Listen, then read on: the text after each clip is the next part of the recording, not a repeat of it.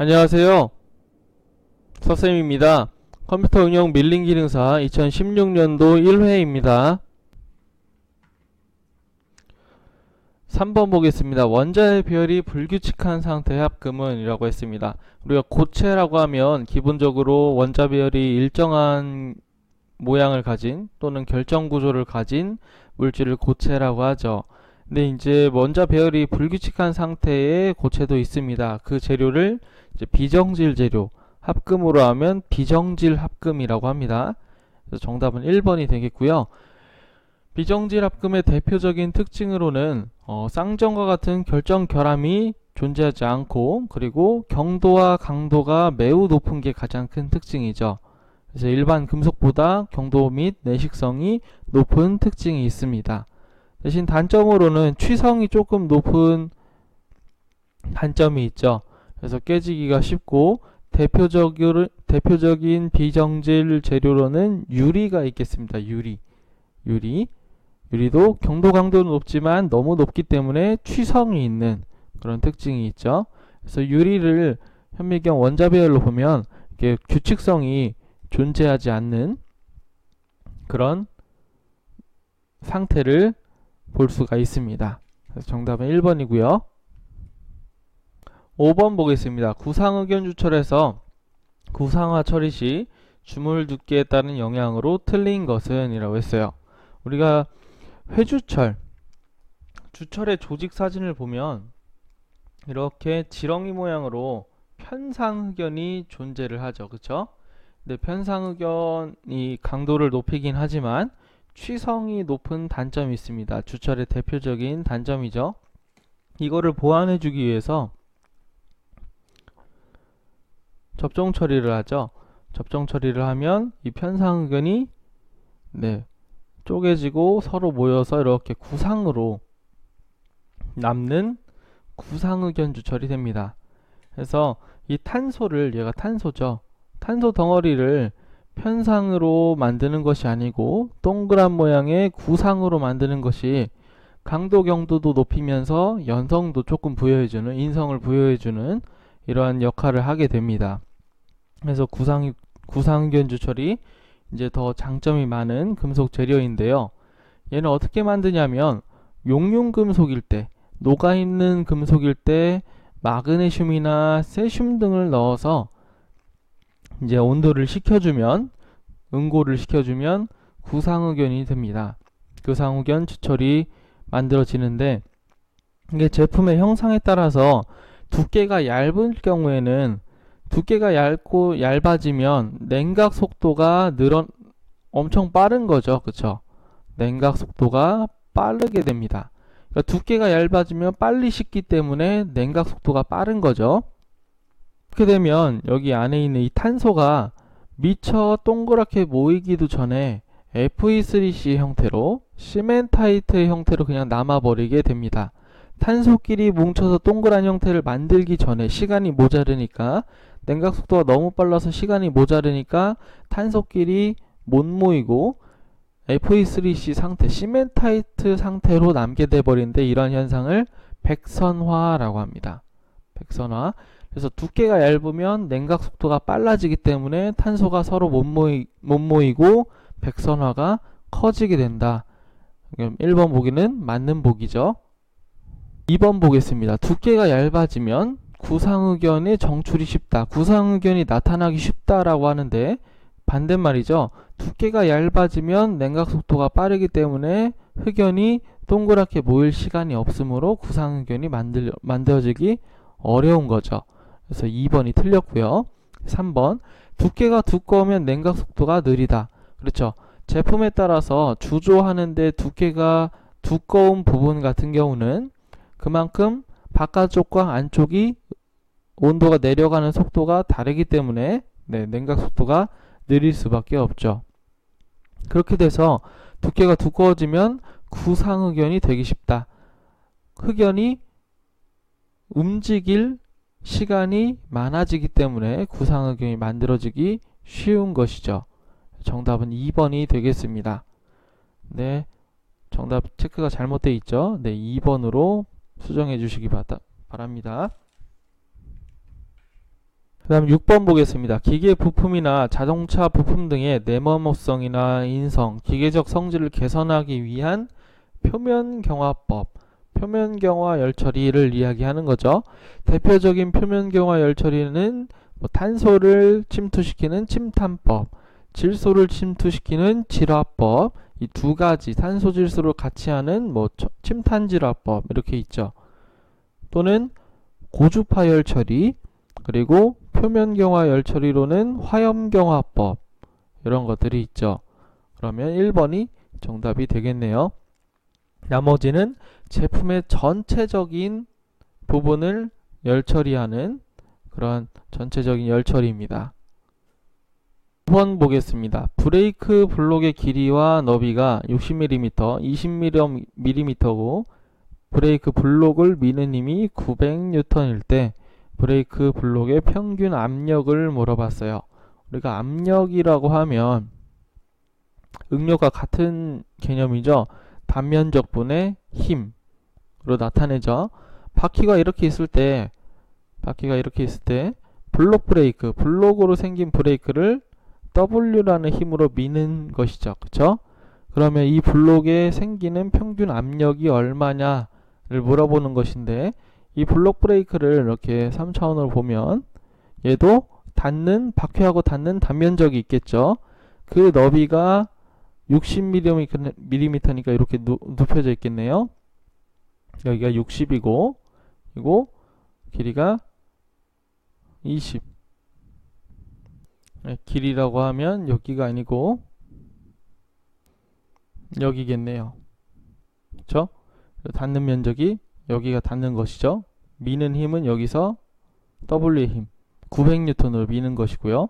그러면 단면적은 길이 곱하기 너비죠. 2D라고 해봅시다. 그리고 W고요.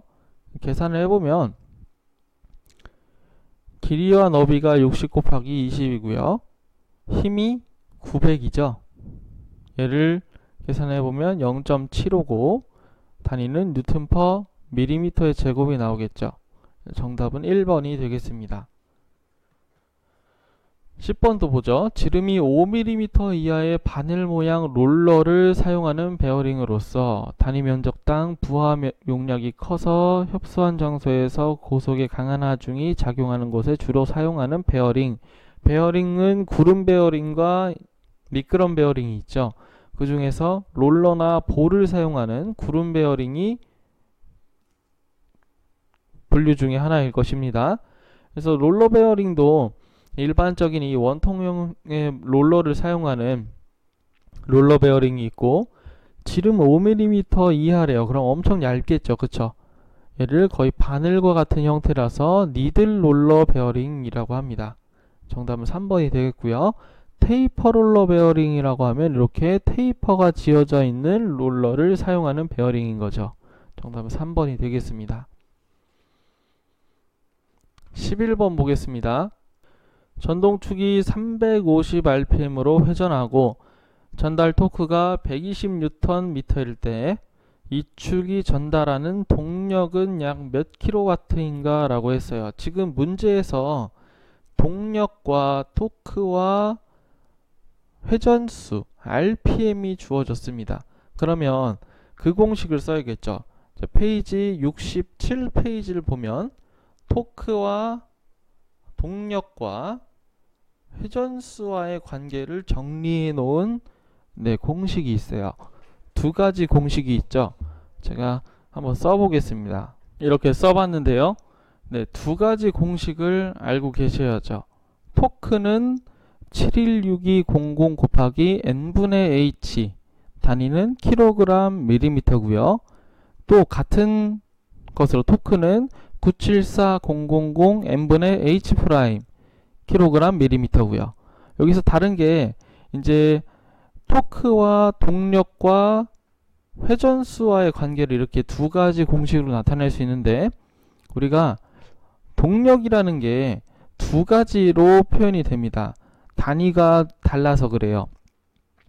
동력이라는 단위는 두 가지가 있는데요. 첫 번째로는 홀스 파워 PS라는 단위가 있습니다. 말의 힘 몇 마력을 얘기할 때 홀스파워를 쓰죠. 그리고 영국이나 프랑스에서는 이 홀스파워나 PS 단위를 많이 사용합니다. 동력으로요. 근데 국제 단위나 미국 단위로는 킬로와트, 우리나라도 킬로와트를 많이 사용하죠. 그래서 단위를 두 가지로 나타내기 때문에 그에 따라서 앞에 환산값이 조금 달라져요. 그래서 토크를 공식으로 외울 때는 이 두 가지 공식을 다 알고 계셔야 합니다. 여기서 대문자 H 위의 공식이 이제 문제에서 홀스파워로 나온다 또는 PS 단위로 동력이 계산돼서 나온다라고 하면 위의 공식을 써야 되고요. 716200을 곱해줘야 되고 킬로와트 단위로 나온다라면 974000을 붙여줘야 합니다. 지금 문제 같은 경우는 동력을 구하는데 킬로와트 단위로 물어봤으니까 아래에 있는 공식을 사용해야겠죠.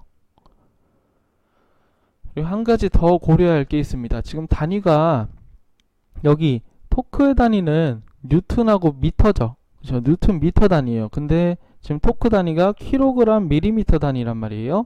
얘를 단위를 바꿔줄 필요가 있습니다. 1kg은 1kg 또는 1kg 포스는 9.8뉴턴이에요. 그렇다면 이 공식을 974000 지금 킬로그램 단위로 되어 있으니까 여기다가 9.8을 곱해줘야지, 곱해주고 여기 n분의 h 프라임 이렇게 써주면 이 단위가 뉴턴 단위로 바뀌면서 뉴턴 밀리미터로 이렇게 바뀌는 것이죠. 환산값을 써주는 겁니다. 그렇죠? 그리고 1m는 1000 밀리미터죠. 그러면 여기 1m는 1000밀리미터니까 여기 밀리미터 단위를 바꿔주려면 1000밀리미터가 필요하단 말이에요. 미터 단위로 바꾸려면. 그래서 앞에 공 3개를 미터 단위로 바꾸는 환산값으로 쓴 거죠. 974 곱하기 9.8로 된 겁니다. 곱하기 n분의 h 프라임. 그래서 n 뉴턴 곱하기 미터. 미터 단위로 바꿔주기 때문에 1000이라는 숫자가 환산값으로 나간 것이죠. 그래서 결국에는 이 두 개를 곱해주면 글씨가 너무 복잡해 보이긴 하는데 974 곱하기 9.8을 하면 결국에는 어떻게 되죠? 계산기로 계산해 보면 9545.2가 나오죠. 이 두 개를 곱한 네모칸 안에 두 개의 숫자를 곱한 그리고 n분의 h 프라임. h 프라임은 킬로와트 단위로 나타낸 동력을 이야기하죠. 그래서 이제 대입을 해주면 되죠. 여기서 동력을 물어봤어요. 그렇죠? 토크하고 회전수는 다 주었습니다. 근데 동력을 물어봤죠. 그러면 여기 위에다 써보겠습니다. h 프라임은 9545.2분의 토크 곱하기 회전수니까 토크는 120m 미닛이죠. 120뉴턴 미터죠. 썼고요. 그 다음에 회전수가 350이죠. 얘를 계산해 보면 4.4 단위는 어떻게 되죠? h 프라임이니까 킬로와트가 되겠습니다. 그래서 정답은 2번이 되겠고요. 중요한 것은 동력과 토크와 회전수가 나오는 이 공식, 두 가지 공식을 반드시 알고 있어야겠죠. 그쵸? 상당히 자주 출제가 됩니다. 그리고 이제 나중에 산업기사나 기사시험 볼 때 이 공식은 항상 쓰는 공식이에요. 그러니까 꼭 외워두셔야 하고요. 그리고 단위를 환산하는 방법. 기본적으로 킬로그램, 밀리미터 단위를 외워두시고 이제 여기 같은 환산값을 이용해서 문제 공식을 유도하는 형식으로 암기해 두시는 게 나중에 더 공부를 더 함에 있어서 도움이 되실 겁니다. 좀 길게 설명드렸습니다. 정답은 2번이 되겠습니다. 15번 보겠습니다. 바깥지름이 500mm고 안지름이 490mm인 얇은 원통에 내부에 3MPa의 압력이 작용할 때 원주 방향의 응력은 몇 메가파스칼인가 라고 했어요. 지금 압력 용기를 이야기하는 겁니다.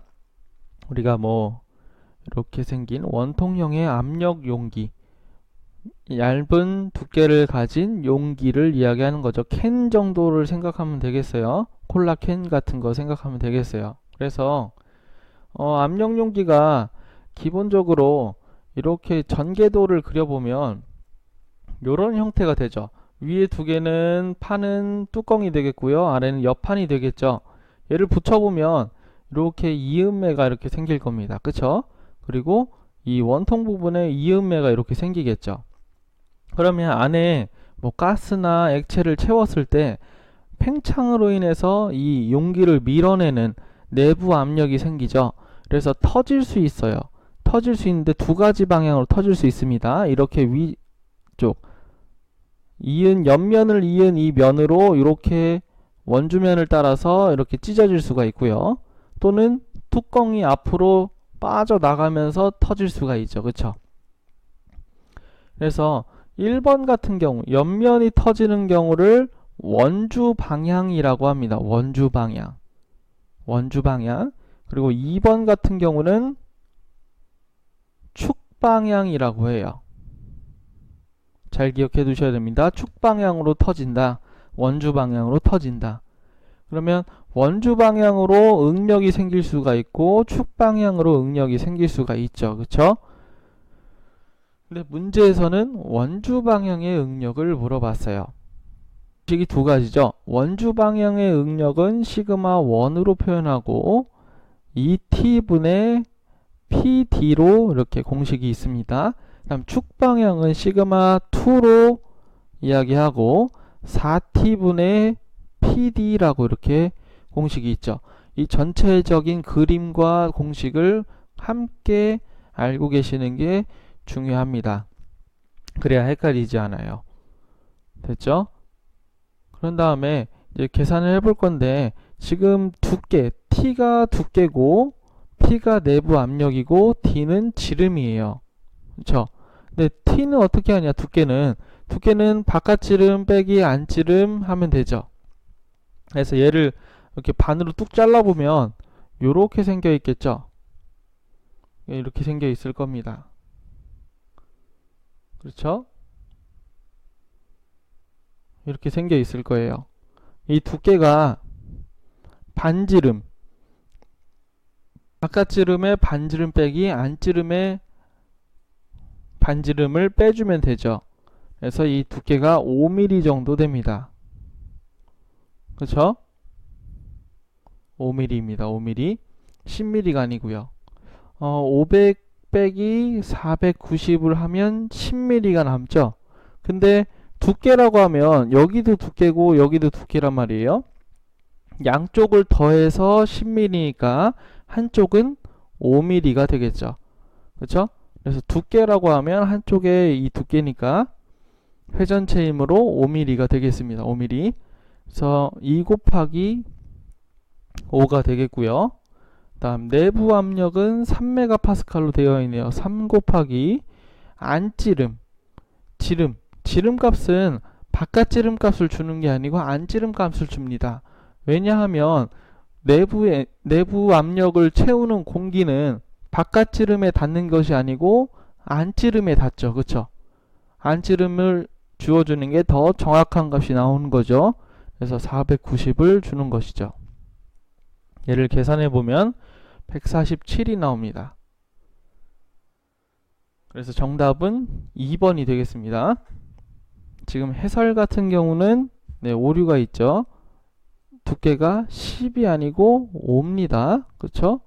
그러므로 답이 147 메가파스칼이죠.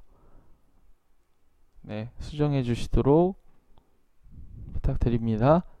정답은 2번이 되겠습니다. 정답은 맞네요. 네, 해설을 조금 바꿔주시기 바랍니다. 16번 보겠습니다. 그림에서 A에서 D에 관한 설명으로 가장 옳은 것은 1번 선 A는 물체 이동 한계의 위치를 나타낸다. 그래서 A는 2점 세선으로 되어 있죠. 그쵸? 2점 세선으로 되어 있어요. 그럼 2점 세선 같은 경우는 가상선이라고 해서 인접한 부분을 참고할 때나 아니면 물체가 운동하는 범위를 나타낼 때 사용하는 거죠. 그래서 이동 한계, 운동하는 범위를 나타내기 때문에 1번이 옳은 보기가 되겠습니다. 됐죠? B, 2번 보겠습니다. 선 B는 도형의 숨은 부분을 나타낸다 라고 했는데 선 B는 지금 1점세선이죠? 1점세선이면 중심선을 나타낸 거죠. 숨은 부분이 아니고 중심을 나타냅니다. 그러면 여기 있는 이 네모 부분이 원통이겠네요. 중심을 나타내니까요. 그쵸? 여기 중심을 나타냅니다. 중심선을 나타내므로 2번 보기는 틀렸고요. 3번 선 C는 대상의 앞쪽 형상을 가상으로 나타낸다 라고 했는데 선 C를 보면 굵은 실선을 이야기하고 있죠. 외형선을 이야기하고 있어요. 그러면 물체가 보이는 부분, 보이는 바깥 부분을 나타내므로 다른 설명입니다. D, 4번 선 D는 대상이 평면임을 나타낸다. 선 D는 해칭한 부분을 나타내는 거죠. 단면 부분을 나타내므로 틀렸습니다. 17번은 2번, 4번, 3번 보기가 같죠. 그래서 풀지 않도록 하겠습니다. 수정 보완할 때 반영하도록 하겠습니다. 20번 한번 보겠습니다. 일반적으로 무하중 상태에서 그리는 스프링이 아닌 것은 우리가 일반적으로 스프링을 그릴 때는 하중이 걸려있지 않은 상태, 무하중 상태에서 자연스럽게 있는 스프링의 형태를 그립니다. 근데 겹판 스프링 같은 경우에는 하중이 걸려있는 상태를 주로 그리죠. 겹판 스프링은 이렇게 판을 여러 장 겹친 스프링이죠. 이렇게 여러 장 겹쳐서 이렇게 한데 묶어놓은, 양쪽으로 이렇게 묶어놓은 스프링입니다. 그래서 겹판 스프링은 예외적으로 무하중 상태에서 그릴 수도 있고 하중이 걸린 상태에서도 그릴 수가 있습니다. 정답은 1번이 되겠습니다. 22번 나사의 표시기호가 TR10 곱하기 2로 표시된 경우는 어떤 나사인가? TR이라고 하면 미터 사다리꼴 나사를 이야기하죠. 그래서 나사 호칭에 따른 표시 방법, 이 표를 외워두셔야 합니다. 자주 나오는 게 특수용이 자주 나오고요. 뭐 전구나사나 미식나사, 그리고 관용나사 자주 나오죠. 그리고 사다리꼴 나사 자주 나오죠. 그리고 미터나사는 알고 계실 거고 지금 나온 사다리꼴 나사 정도 꼭 집어두신 거는 꼭 외워두시길 바랍니다.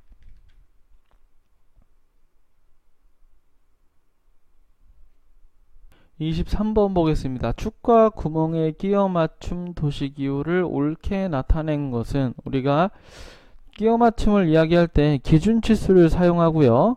그 다음에 구멍에는 대문자를 쓰죠. 그리고 축에는 소문자를 씁니다. 뭐 H나 또는 G 이런 소문자를 씁니다. 그래서 구멍을 먼저 써주고 축을 써줍니다. 그렇다면 4번이 정답이 되겠죠. 그쵸? 네, 정답이 조금 다르네요. 23번, 2번이 아니고 4번으로 변경해 주시기 바랍니다. 24번 보겠습니다.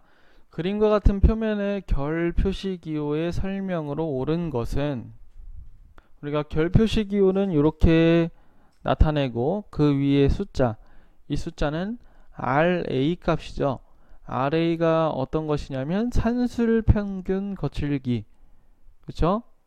산술평균 거칠기 값입니다. 그래서 25라고 하면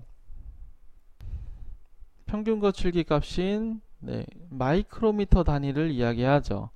그래서 25 마이크로미터인데요. 아무리 산술평균기 값이 높아도 25 마이크로미터까지는 허용을 한다. 라는 뜻이죠. 그래서 상한값이 25 마이크로미터인 표면을 이야기합니다. 정답은 4번이 되겠습니다. 25번 보겠습니다. 지정 넓이가 10mm 곱하기 100mm 곱하기 100mm에서 평면도 허용값이 0.02mm인 것을 옳게 나타낸 것. 평면도라고 하면 이렇게 나타내죠. 기호가 기입 틀은 이렇게 되어 있고요. 그래서 공차값이 0.02인데 여기서 끝나는 게 아니고 넓이를 지정을 했어요.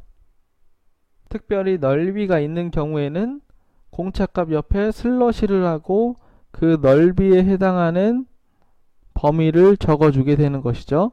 그래서 이렇게 3번이 정답이 되겠습니다.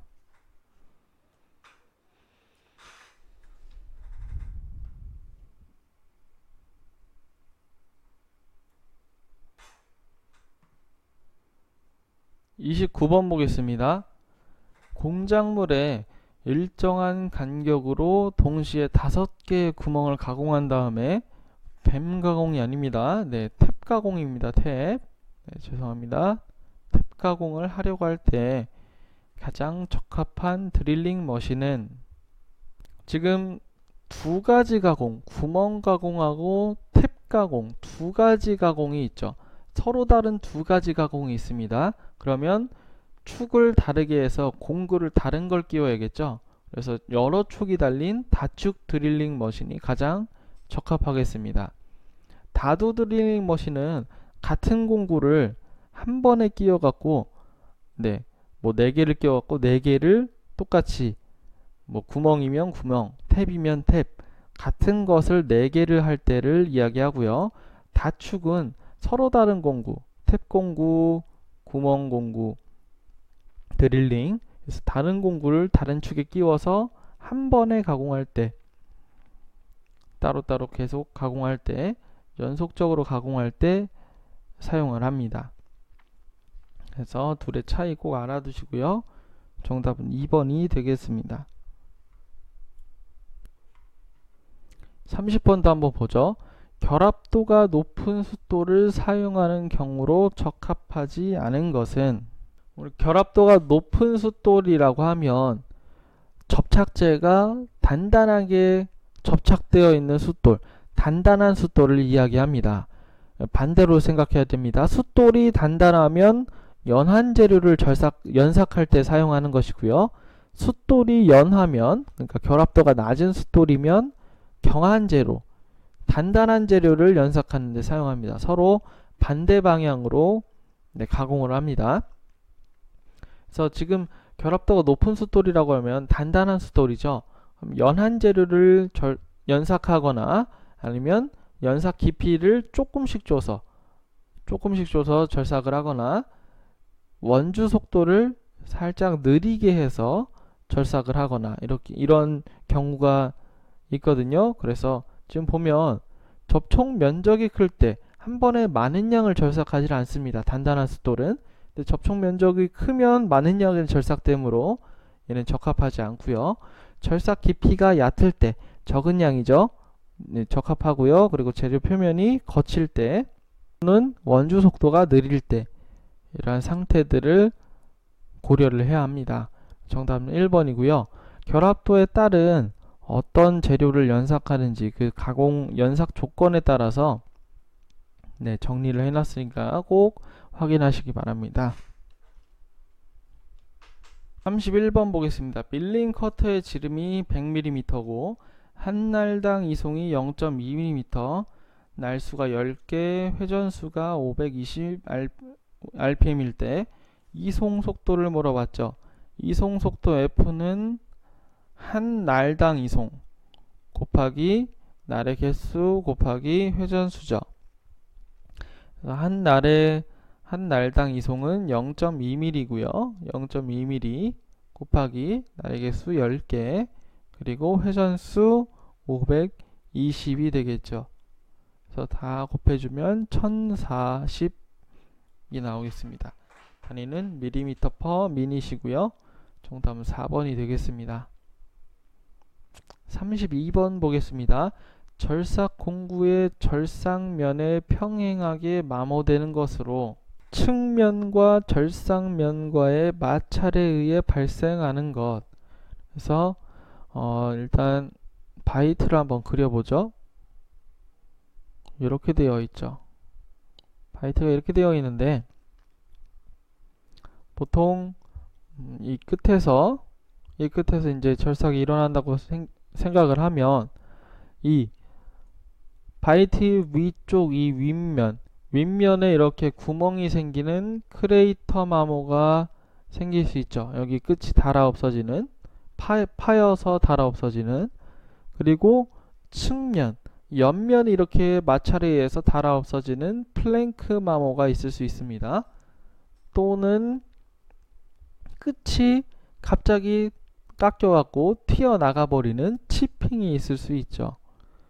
이 세 가지가 대표적인데요. 지금 문제에서는 측면의 마찰에 의한 마모를 이야기했으므로 플랭크 마모를 이야기하겠네요. 파란색 플랭크 마모요.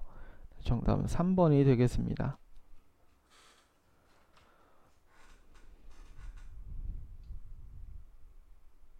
36번 보겠습니다. 선반 바이트의 윗면 경사각에 대한 설명으로 틀린 것은, 윗면 경사각이라고 하면 이렇게 옆면에서 공작물을 봤을 때 이렇게 원으로 보이겠죠. 그리고 바이트는 이렇게 돼서 이렇게 바이트가 되어 있을 거예요. 그래서 공작물이 이렇게 회전하게 되면 바이트가 깎여 나가는데, 윗면 경사각이라고 하면 이 각도를 이렇게 줘서 윗면, 이 면의 경사각을 이야기합니다. 알파라고 하죠. 경사각이 크면 클수록 더 예리한 날이 되겠죠. 그쵸? 이 경사각이 크면 클수록요. 그래서 윗면 경사각은 칼날의 날카로움에 대한 이야기를 하는 겁니다. 그래서 윗면 경사각이 크다는 이야기는 칼날이 날카롭다라고 생각하시면 돼요. 됐죠? 그래서 1번 보면 직접 절삭 저항에 영향을 준다. 그렇죠. 칼날의 날카로움과 관계된 경사각이기 때문에 절삭 저항에 직접적인 영향을 줍니다. 1번은 맞고요. 2번 윗면 경사각이 크면 절삭성이 좋다. 칼날이 예리해지니까 더 잘 절삭이 되겠죠. 맞고요. 3번 공구의 끝과 일감의 마찰을 줄이기 위한 것이다. 마찰을 줄이기 위한 각은 여유각이죠. 여유각이라고 하면 여기 있는 이 각, 베타각, 이 각을 얘기합니다.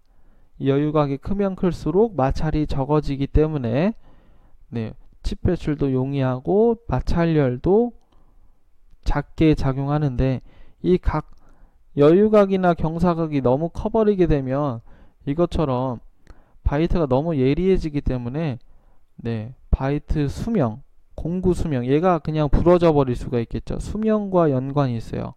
그래서 적절한 여유각과 적절한 경사각이 중요합니다. 다만 문제에서는 3번이 정답이 되겠네요. 그리고 4번도 볼까요? 윗면 경사각이 크면 일감 표면이 깨끗하게 다듬어지지만 날끝은 약하게 된다. 아까 말씀드렸던 거와 같습니다. 정답 3번이 되겠습니다.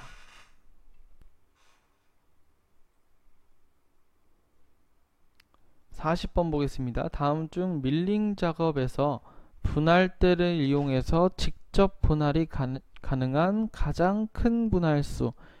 우리가 분할법이면 직접 분할, 차동 분할, 간접 분할 이렇게 있는데, 그 중에서 직접 분할이라고 하면 분할을 하는 경우는 24, n분의 24죠. 그래서 직접 분할판의 경우는 분할판의 구멍수가 24개니까 24의 약수만 가능합니다. 그 중에서 가장 큰 분할수는 24가 되겠죠. 24까지 가능하니까요. 정답은 3번이 되겠습니다. 43번 보겠습니다. 원 가공을 위한 머시닝 센터의 가공 도면 및 프로그램을 나타낸 것이다. 괄호 안에 들어갈 내용으로 옳은 것은, 자, 43번은 머시닝 센터 가공에서 하나씩 보겠습니다. G00 급속 이동하고 G90이면 절대 지령이죠. X40에 Y30까지를 왔대요. 그럼 여기 와 있는 거죠. 여기가 X축이고 여기가 Y축입니다. 그렇죠? 다음 G01 직선 가공해라. Z축으로 10만큼 집어넣었대요. 그럼 이제 실제 가공이 되고 있는 거죠. 그쵸? 그 상태에서 F값까지 줬으니까 이제 10mm만큼 깎여 들어간 겁니다. 그 상태에서 좌측 보정, 좌측 보정을 해라. 그리고 Y50만큼 보정을 했으니까 Y50이면 30보다 여기 갔으니까 여기 딱 맞을 거예요. 여기까지 가공이 된 거죠. 보정값까지 넣어줬네요. 그리고 G03이면 여기에서 반시계 방향으로 이렇게 도는 것이죠. 그쵸? 근데 G03도 XY R 값을 지령해 줄 수도 있고 IJ K를 이용해서 원호하고 얼마나 떨어져 있는지를 할 수 있습니다. 근데 지금 같은 경우는 여기를 보면 IJK 이 수치를 이용해서 원호 지령을 하라는 그런 뜻인 것 같으네요. IJK를 이용한다면 원호의 중심과 지금 현재 위치의 벡터량을 이야기합니다. 벡터량을 집어넣어 줘야 돼요. 이게 무슨 뜻이냐면 이 지금 원호 가공을 하는 중심은 여기죠. 그쵸? 근데 현재 공구는 이 위에 이렇게 존재하고 있어요. 여기서 G03을 지령하는데 IJK를 이용해서 지령을 하게 되면 컴퓨터는 어떻게 인식하냐?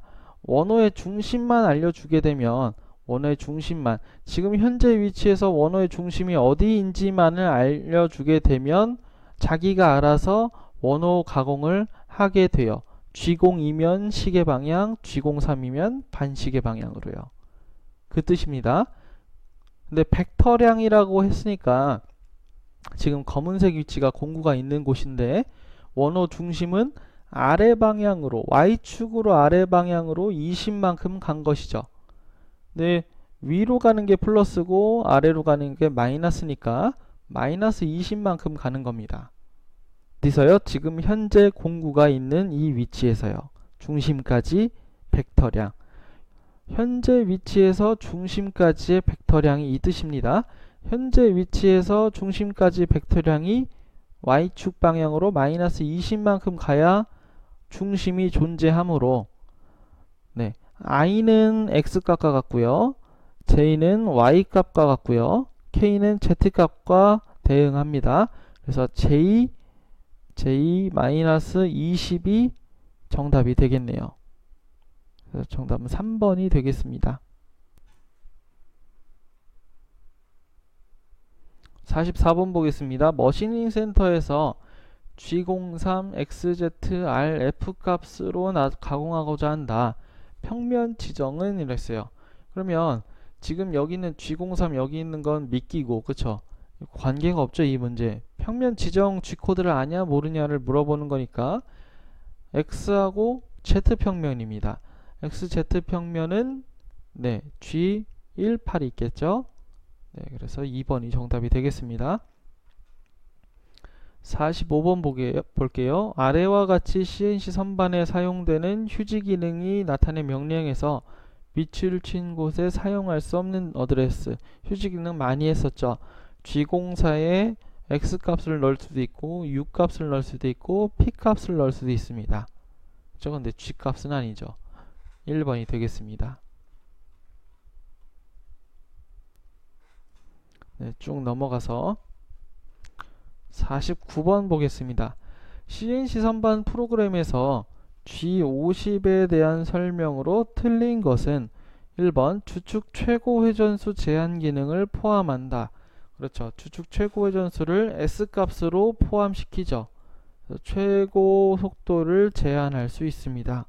2번 원샷 코드로서 지령된 블록에서만 유효하다. 이거 주의하셔야 됩니다. 네, CNC 선반에서는 G50 기능이 00그룹입니다. 00그룹. 00그룹은 원샷 코드인데요. 그래서 지정된 블록에서만 유효합니다. 이건 맞는 복입니다. 근데 머시닝 센터에서는 08그룹입니다. 그래서 원샷 코드가 아니고 모달 코드죠. 네, 그래서 이제 구분을 해야 됩니다. CNC 선반에서 G50 기능은 원샷 코드고 00그룹이므로 머시닝 센터에서 G50은 08그룹이므로 모달 코드입니다.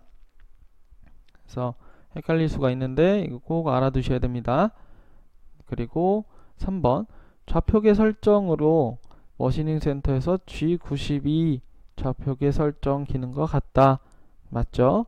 다음 4번 비상정지 시 기계 원점 복귀나 기계 원점 복귀를 지령할 때 중간 여유 지점으로 지정할 때도 사용한다 라고 했는데 틀리죠. 원점 복귀 제2, 제3 원점 복귀는 G30 코드를 사용하죠. 정답은 4번이 되겠습니다.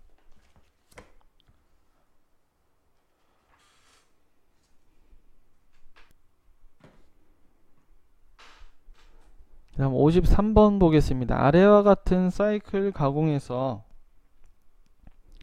지령 워드의 설명으로 틀린 것은 G90이 나오고 XZI F가 나왔어요. CNC 선반에서 G90이라고 하면 내외경 절삭 사이클이죠. 근데 머시닝 센터는 절대 지령이죠. 그러니까 XZ가 나온 걸 보니 CNC 선반의 코드를 이야기하는 것 같습니다. 단순히 내외경을 절삭하는 사이클이기 때문에 F 값이 그냥 이송 속도 값을 나타내죠. 피치 값을 나타내는 것이 아니고요. 나사절삭 사이클을 할 때나 피치 값을 쓰는 거죠. 리드 값이나. 그래서 1번이 틀린 보기가 되겠습니다. 그래서 정답은 1번이 되겠습니다. 54번 보겠습니다. 아래는 CNC 선반 프로그램의 설명이다. A와 B에 들어갈 코드로 옳은 것은 A가 나와야 되고 X값과 Z값이 높게 설정되어 있고 S값이 1500 정도로 설정되어 있고 1번 공고를 불러온대요. 이건 이제 우리가 자주 봤던 거죠. G50 좌표계 설정하고 관계가 높겠네요. 설명도 좌표계 설정이 되어 있으니까 G50이 정답이 되겠고요.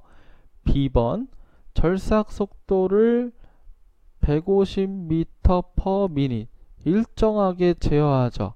그럼 G96이겠죠. 그쵸? 절삭 속도 일정 제어. 그러니까 3번이 정답이 되겠습니다.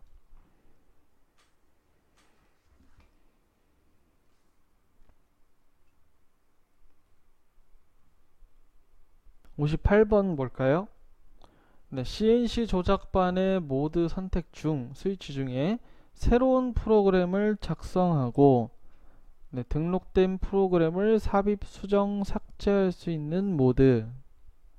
그래서 등록된 프로그램을 삽입하거나 수정하거나 삭제할 수, 편집할 수 있는 모드가 바로 에디트 모드죠. 그죠?